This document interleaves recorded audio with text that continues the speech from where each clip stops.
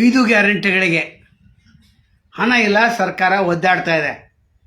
ಹೀಗಾಗಿ ಟ್ರಾಫಿಕ್ಕಿಗೆ AI ತಂದಿದೆ, artificial intelligence.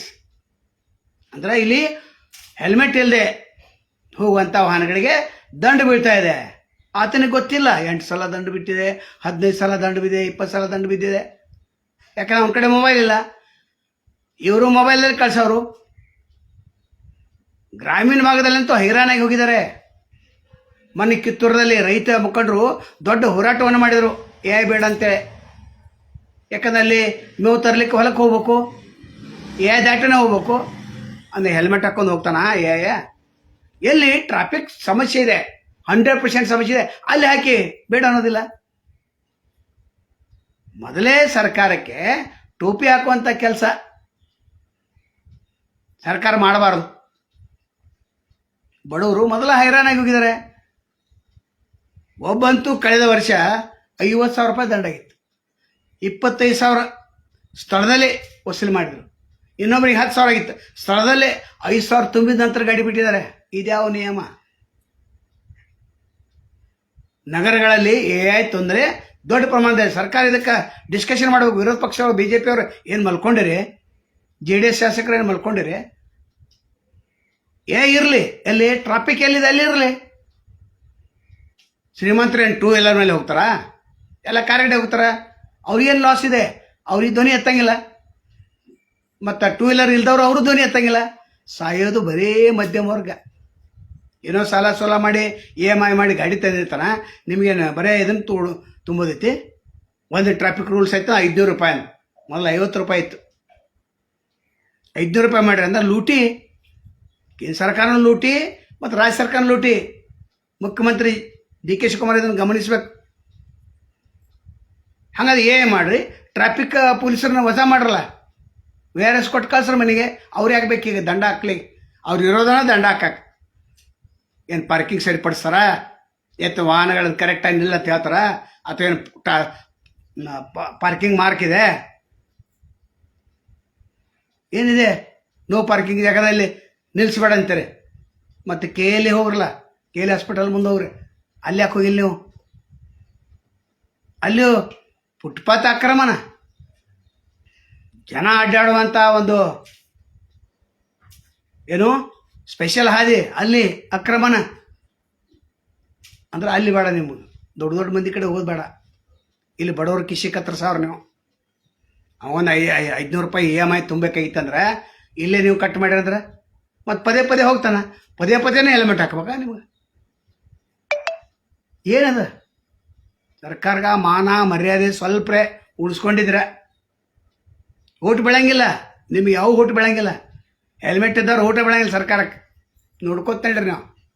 ಯಾಕೆ ಮನ್ಯಾಗ ಮರ್ತು ಹೋಗಿರ್ತಾನೆ, ಅವ್ನು 2-3 ಕಡೆ ಹೋಗ್ತಾನೆ. 3 ಕಡೆನೂ ದಂಡ ಏದಿಂದ ಅಂದ್ರೆ 1500 ರೂಪಾಯಿ ತೊಗೊಂಡು ಹೋಗ್ಬೇಕಾ? ಏನಿದು? ಈ ವ್ಯವಸ್ಥೆ ಆಗಬಾರ್ದು. ಅಪರಾಧಿನ ಕಂಡು ಹಿಡಲಿಕ್ಕೆ AI ಇರಲಿ, ಟ್ರಾಫಿಕ್ ಜಾಮ್ ಸಮಸ್ಯೆ ಕಂಡು ಹಿಡಲಿಕ್ಕೆ AI ಇರಲಿ. ಒಳ್ಳೆ ದೊಡ್ಡ ಟ್ರಾಫಿಕ್ ಜಾಮ್ ಏನು ಕಂಟ್ರೋಲ್ ಮಾಡಿದ್ದೀರಾ? ಯಾರಾದರೂ ಪೊಲೀಸರು ನಿಲ್ತಾರಲ್ಲಿ? ಇಲ್ಲ. ಓವರ್ ಸ್ಪೀಡ್ ಬಂತಂದ್ರೆ AI ಇದನ್ನು ಮಾಡಿದೆ. ಓವರ್ ಸ್ಪೀಡ್ 41 ಇತ್ತು, 40 ಸ್ಪೀಡ್ ಐತೆ ಅಲ್ಲಿ. 41 ಹತ್ತದ AI ನಮ್ಮ ಇದನ್ನು ಬೀಳೋದಲ್ಲ, ದಂಡ ಬೀಳೋದಲ್ಲ. ಏನು ವ್ಯವಸ್ಥೆ? ಏನು ಸರ್ಕಾರ ಎಲ್ಲಿ ಇಟ್ಟಿದೆ? ಬರೀ ದುಡ್ಡು ಕೆತ್ತೋದು, ಬರೀ ಲೂಟಿ ಮಾಡಲಿಕ್ಕೆ ನೀವು ಸರ್ಕಾರ ಇದೆ. ಇನ್ನೊಂದು 2 ವರ್ಷ ಇದೆ, ಸರಿಯಾಗಿ ಸರ್ಕಾರ ನಡೆಸ್ರಿ. ತೆಗೀರಿ, ಎಲ್ಲೆಲ್ಲೇ ಅನಗತ್ಯ ಐತೆ ತೆಗೀರಲ್ಲಿ. ಗ್ರಾಮೀಣ ಭಾಗದಲ್ಲಿ ಬೇಡ. ಸಿಟಿಯಲ್ಲಿ ಒಂದು 40 ಕಡೆ ಕುಣಿಸೋದೈತೆ, 10 ಕಡೆ ಕುಣಿಸ್ರಿ. ಸರ್ಕಲ್ ಎಲ್ಲಿ ಅದಾವೆ? 10 ಸರ್ಕಲ್ ಅದಾವೆ, ಎಲ್ಲಿ ಬೇಕಾದ್ರೆ ಕುಡಿಸೋದು. ಬರೇ ಲೂಟಿ. ಟ್ರಾಫಿಕ್ ಪೊಲೀಸರಿಂದ ದೊಡ್ಡ ಪ್ರಮಾಣದಲ್ಲಿ ಲೂಟಿ ಮೊದಲಾಗ್ತಿತ್ತಂತ ನಾವು ಹೇಳ್ತಾಯಿದ್ವು, ಸಾರ್ವಜನಿಕರು ಹೇಳ್ತಿದ್ರು. ಈಗ ಏದಿಂದ ಲೂಟಿ. ಅಂದರೆ ಸರ್ಕಾರ ಮಾಡಿ ಅದನ್ನು ಯಾರು ಶಾಸಕರೇನಿದಾರಲ್ಲ, ಸುಮ್ಮನೆ ನಾಗೇಂದ್ರ ರಾಜೀನಾಮೆ ಕೊಡಂತ ಇವರು, ಅಲ್ಲಿ ಧರ್ಮೇಂದ್ರ ಪ್ರಧಾನ್ ರಾಜೀನಾಮೆ ಕೊಡಂತ ಕಾಂಗ್ರೆಸ್ ಅವರು, ಅಲ್ಲಿ ಸದನಗಳನ್ನು ಬಂದ್ ಮಾಡೋರು, ಸಂಸತ್ತನ್ನು ಅಲ್ಲಿ ಬಂದ್ ಮಾಡೋರು, ಇಲ್ಲಿ ಕೂಡ ಬಂದ್ ಮಾಡೋರು. ಮತ್ತು ಜನರಿಗೆ ಟ್ಯಾಕ್ಸ್ ಅನಿಸಿಂದ ಅಲ್ಲಿ ಹೋಗಿರ್ತಾರಲ್ಲ, ಚರ್ಚೆ ಮಾಡ್ರಲ್ಲಿ, ಕಪ್ಪು ಬಟ್ಟೆ ಹಾಕೋರಿ, ನಾಗೇಂದ್ರ ಬಗ್ಗೆ ಮಾತಾಡ್ರಿ, ಭ್ರಷ್ಟಾಚಾರ ಪ್ರಕರಣ ಬಯಲಿಗೆ ಹೇಳ್ರಿ. ಒಳಗೂ ಹೋರಾಟ ಹೊರಗೂ ಹೋರಾಟ ಅಂತ. ಹೊರಗೆ ಹೋರಾಟ ಮಾಡ್ರಿ ಬೇಡ ಅಂತಾರೆ, ಯಾರು ಕೇಳ್ತಾರೆ ನಿಮಗೆ? ಬಿಸಿಲಾಗ ಕೂತ್ರೆ ಯಾರು ಕೇಳಂಗಿಲ್ಲ. ಒಳಗೆ ಸದನದಲ್ಲಿ 1 ಗಂಟೆಗೆ ಎಷ್ಟು ಖರ್ಚಾಗ್ತೈತಿ? ಏನು ನಿಮ್ಮ ತಂದೆ ಕೊಡ್ತಾನ? ಅಲ್ಲಿ ತಂದು ಜನ ಟ್ಯಾಕ್ಸ್ ಅನ್ನೋದು. ಟ್ಯಾಕ್ಸ್ ಅಂದರೆ ಶ್ರೀಮಂತರು ಅಷ್ಟೇ ಕೊಡ್ತಾರ? ಒಂದು ಸಾಬೂನಿಗೆ tax, 2 wheelers tax, 4 wheeler tax, road tax, insurance tax, ಎಷ್ಟು ಟ್ಯಾಕ್ಸ್ ಅವು? ಒಬ್ಬ ಮನುಷ್ಯ 10 15 ಟ್ಯಾಕ್ಸ್ ತುಂಬ್ತಾನ, ಅವಂಗ ಗೊತ್ತಿಲ್ಲ. 100 ರೂಪಾಯಿ ದುಡ್ಡು 33 ರೂಪಾಯಿ ಹೋಗ್ತಂತ ಅವಂಗ ಗೊತ್ತಿಲ್ಲ. ಇನ್ನು ದೊಡ್ಡ ದೊಡ್ಡ ಅಂತಾರೆ ನಾವು ಟ್ಯಾಕ್ಸ್ ತುಂಬ್ತೀವಿ ಅಂತ. ಎಲ್ಲ ಪ್ರತಿಯೊಬ್ಬರು ಟ್ಯಾಕ್ಸ್ ತುಂಬ, ಹೆಚ್ಚಾಗಿ ಗರೀಬರು ಟ್ಯಾಕ್ಸ್ ತುಂಬ್ತಾರೆ, ಗೊತ್ತಿಲ್ಲ ಯಾರಿಗೆ. ಒಂದು ಊಟ ಮಾಡಿದ್ರೆ ಅಲ್ಲಿ ಟ್ಯಾಕ್ಸ್, ಒಂದು ನಾಷ್ಟ ಮಾಡ್ರೆ ಅಲ್ಲಿ ಟ್ಯಾಕ್ಸ್, ಅದೆಲ್ಲ ಭರ್ತಿ ಆದ ಮತ್ತೆ ಅಂತೀಗ ಕೂಡಲೇ ಇದ್ರ ಬಗ್ಗೆ ಚರ್ಚೆ ಆಗ್ಬೇಕು ಸದನದಲ್ಲಿ. ವಿಧಾನ ಪರಿಷತ್ನಲ್ಲಿ ಮಾಡಲಿಲ್ಲ ಕಾಂಗ್ರೆಸ್ ಅವರು. ಜನರ ಪ್ರಶ್ನೆಗಳಲ್ಲಿ ಉತ್ತರ ಮಾಡ್ಬೋದು ನೀವು. ಸರ್ಕಾರ ಐತೆ ಅಂತ ವಿಧಾನಸಭೆಯಲ್ಲಿ ಬೇಡ, ವಿಧಾನ ಪರಿಷತ್ನಲ್ಲಿ ಮಾಡಲ್ಲ. ಸಾರ್ವಜನಿಕ ಸಮಸ್ಯೆಗಳಿಗೆ ಸ್ಪಂದನೆ ಮಾಡೋದು ವಿಧಾನ ಪರಿಷತ್ನಲ್ಲಿ ಎಲ್ಲರಿಗೆ ಅಧಿಕಾರ ಇದೆ, ಅಲ್ಲಿ ಮಾಡ್ರಿ. ಇಲ್ಲ ಇಲ್ಲಿ ಇವರಿಗೆ, ಯಾಕಂದ್ರೆ ಇವರು ಫೋರ್ ವೀಲರ್ದ ಒಳಗೆ ಹೋಗಾರ ನೋಡು, ಕೂತು ಆರಾಮಾಗಿ. ಇವ್ರು ಬೆಲ್ಟ್ ಕಟ್ಟಲೇಬೇಕಾದ ಬಿಡಲಿ. ಏನದು ಸರ್ಕಾರ? ಜನರ ಆಡಳಿತ ಮನೆ ಬಾಗಿಲಿ ಸರ್ಕಾರ ಅಂತಾರೆ. ಈಗ ಕಿಶೆ ಕಟ್ ಮಾಡತ್ತಿರಲ್ಲ, ಅದಕ್ಕೇನು ಹೇಳೋದು? ಕಿಶೆ ಕಟ್ ಮಾಡೋದು ಬಂದ್ ಮಾಡ್ರಿ. ಏನ ಕಡಿಮೆ ಮಾಡಬೇಕು, ಎಲ್ಲ ಕಡೆ ಕೂಡಿಸೋದನ್ನು ಬಂದ್ ಮಾಡಬೇಕು. ಇದ್ರ ಸದನದಲ್ಲಿ ಚರ್ಚೆ ಆಗ್ಬೇಕು. ವಿರೋಧ ಪಕ್ಷಗಳು ಸುಮ್ಮನೆ ಅಲ್ಲಿ ಕೊಡೋದು, ಧರಣಿ ಆಗೋದು, ಬಾವಿಗಿಳೋದು ಅದು ಬಿಟ್ಬಿಡ್ರಿ ನಾಟಕ. ಯಾಕಂದ್ರೆ ಜನ ನಿಮ್ಮ ಮಂತ್ಲಿ ರೊಕ್ಕ ಕೊಡೋದು, ಪೆಟ್ರೋಲ್ ರೊಕ್ಕ ಕೊಡೋದು, ಗಾಡಿ EMI ರೊಕ್ಕ ಕೊಡೋದು ಯಾರು? ನಾವು. ನಮ್ಮ ಸೇವಕರು ನೀವು ಮಾಲಕರ ಎಲ್ಲಿ ಕೂದಿರಿ, ಮಾಲಕರ ಕೊಡ್ರಿ. ಮತ್ತೆ ಯಾಕೆ ಸೇವಕನ ಲೂಟಿ ಮಾಡೋದು? DK ಶಿವಕುಮಾರ್ ಇದಕ್ಕೆ ಉತ್ತರ ಕೊಡಬೇಕು. ಸದನದಲ್ಲಿ ಈ ಬಗ್ಗೆ ಚರ್ಚೆ ಆಗ್ಬೇಕು. ಯಾರಾದರೂ ಪ್ರಜ್ಞಾವಂತ MLA ಇದ್ರಂದ್ರೆ, ಏನು ಭಾಳ ಶಾನೆ MLC ಇದ್ರಂದ್ರೆ ಇದು ಪ್ರಶ್ನೆ ಎತ್ತರಲ್ಲ. ಯಾಕಂದ್ರೆ ಗ್ರಾಮೀಣ ಭಾಗದಿಂದ ಆರಿಸಿ ಹೋಗಿದ್ದಾರೆ ನೀವು. ಓಟ್ ಬೇಕಂದ್ರೆ ಮನೆ ಕಾಲ ಕೈ ಉಳ್ತಾರಲ್ಲ. ಮತ್ತು ಆವಾಗ AI ಬೇಡವೇ ಬೇಡ.